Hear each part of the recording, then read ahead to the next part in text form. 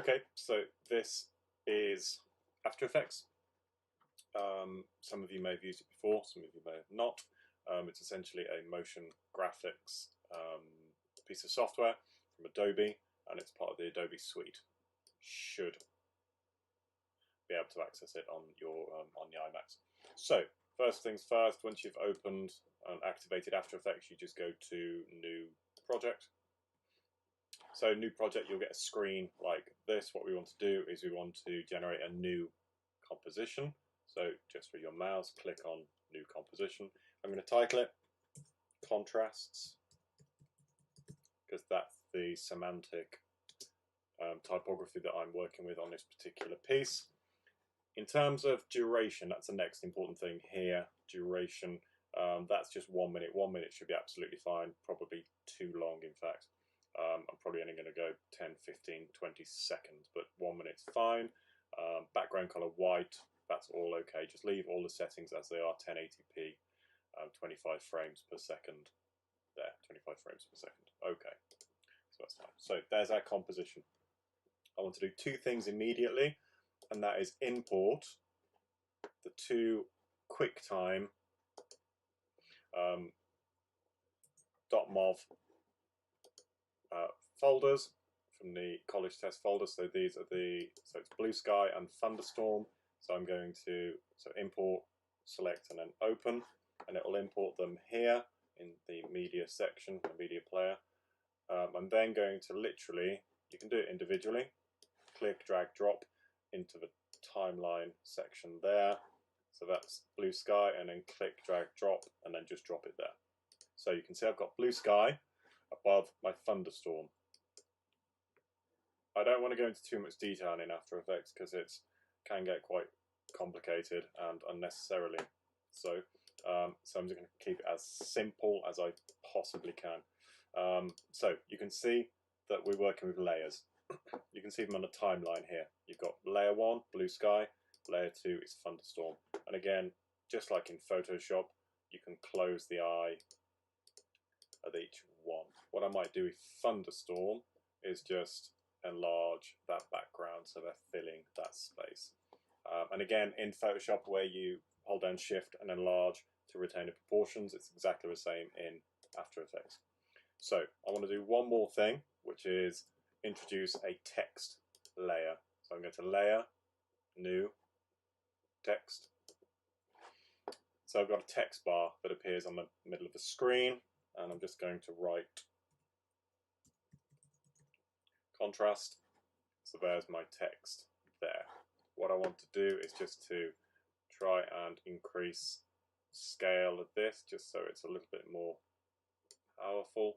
You can click, drag, and just move the text once you've highlighted it with the Move tool. And the Move tool is obviously here. Selection tool. I'm just going to position that there for the time being. That's absolutely fine.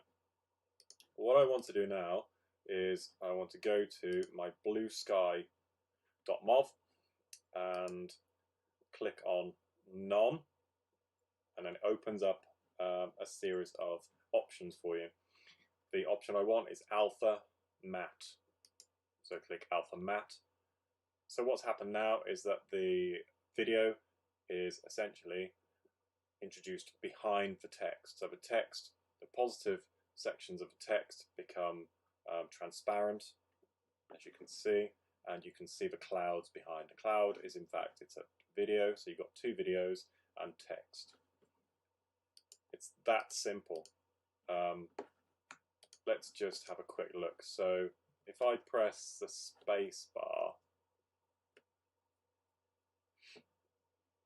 what we should see is obviously the Thunderstorm as a background video and the Blue Sky clouds moving through just the text, identifying contrast. So it's very simplistic in the sense that you have a contrast of thundery evening and then beautiful blue sky moving across that. So that initially is it in terms of just that very simple piece of text with a piece of video. If I just stop it there. So literally you can press a space bar to move, to press play and to stop. There is one more thing I'd quite like to do, which we'll try and do now. But what I'm going to do first of all is I want to cut my video at 30 seconds. And a way of doing that is to drag this work area end and then drag it to my blue bar and then control click, trim comp to work area, which will just remove all of the excess beyond, so it'll remove all of the footage beyond 30 seconds. And it'll just introduce it. So the entire footage now is 30 seconds. Okay, so once I've done that, what I want to do now is one more thing. So I want to look at animating the text in a very simple way.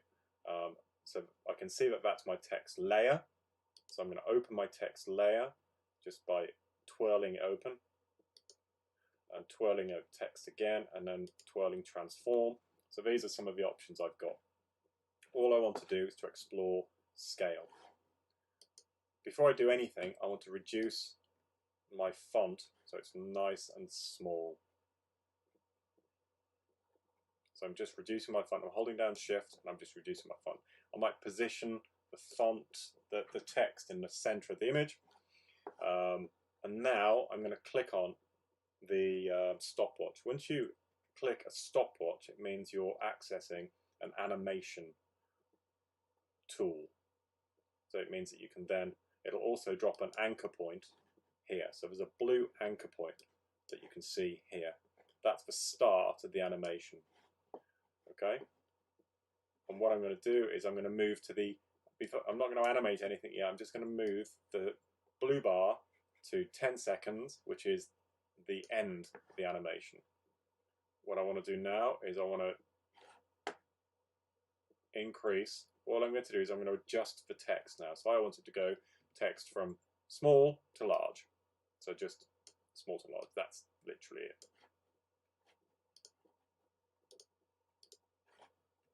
Just bear with me. So scale, click on the, select the stopwatch.